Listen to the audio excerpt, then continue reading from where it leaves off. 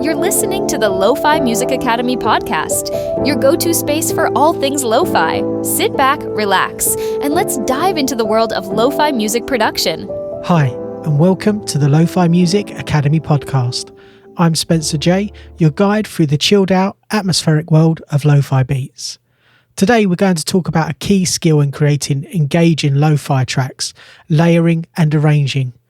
Whether you're a beginner or an intermediate producer, understanding how to properly layer sounds and arrange a track will take your lo-fi production to the next level.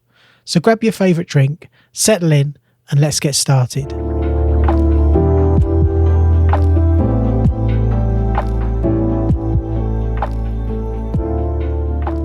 One of the most important aspects of lo-fi music is its texture, that warm fuzzy feeling that you get when listening to a well-produced lo-fi track.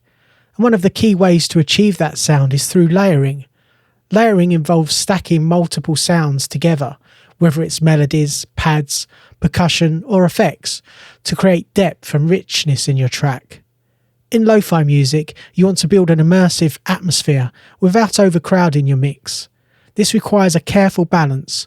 For instance, you might layer a piano melody with some soft ambient noise like vinyl crackle or subtle rain sounds to give it that nostalgic, intimate feel. The key is to use subtle layers that complement each other, not fight for space in the mix. We're going for warmth and depth, not complexity for complexity's sake.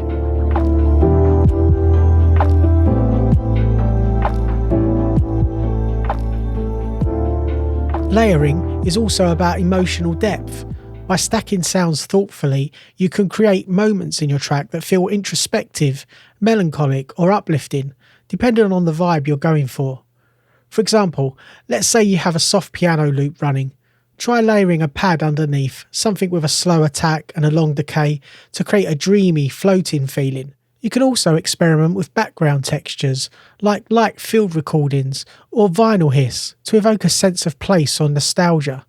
These subtle layers can make all the difference, turning a simple loop into an emotional journey. But remember, it's important to keep your layers balanced. Too many elements can muddy the mix, so use EQ to carve out space for each sound. Your piano might sit in the mid-range, your pad could live in the lower mids, and the textures could fill the high end. This helps everything feel cohesive and prevents your track from becoming too cluttered.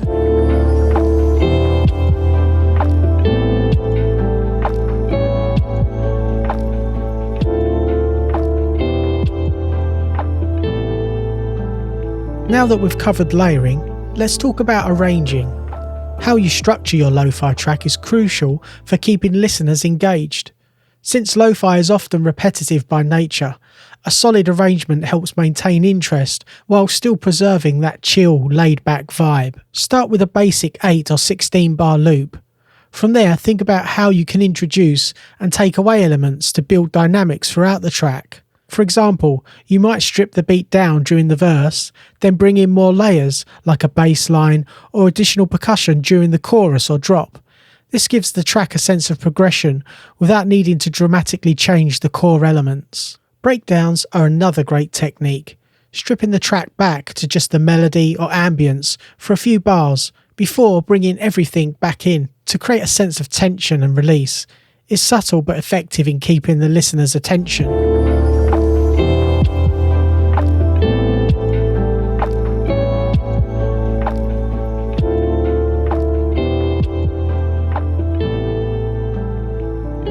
Don't forget about transitions and effects. In lo-fi music, transitions help guide the listener from one section to another. This could be as simple as using a reverse cymbal or a riser just before a drop, or even filtering out the drums for a bar to give the next section a fresh entrance. You can also use tape stop effects, vinyl crackle, or even automating a filter sweep to signal a change in your arrangement. These small moments help your track breathe. Just like with layering, these elements should be subtle and used in moderation, adding to the vibe without overwhelming it.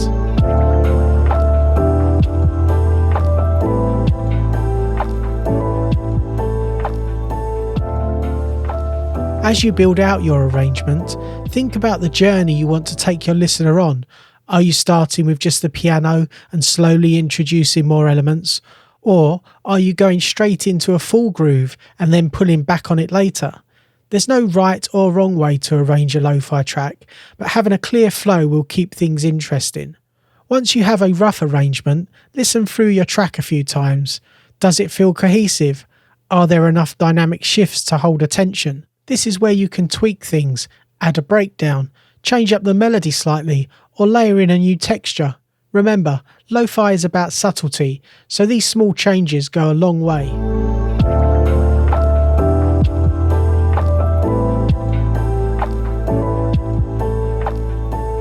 To recap, layering adds texture and depth to your lo-fi track, while thoughtful arranging keeps your track dynamic and engaging. With a good balance of layers and an arrangement that flows naturally, you'll be able to create a lo-fi track that's full of emotion, warmth, and that all-important chill vibe. If you enjoyed this episode, please consider subscribing, leaving a review, or sharing it with fellow music producers who might find it useful. Until next time, keep creating, stay inspired, and remember, it's all about the vibe. Take care and see you in the next episode. Thanks for tuning in to the Lofi Music Academy podcast. If you're ready to start making lo-fi music and want to go even deeper, grab your free guide. Discover the 6 essential steps to create a release-ready lo-fi track from scratch. Whether you're using budget gear in your bedroom or a small home studio, this guide will help you get that polished, dreamy lo-fi sound you're after. Just go to www.lofimusicacademy.com. Until next time, keep creating those laid-back vibes, and don't forget to subscribe for more lo-fi tips and tricks.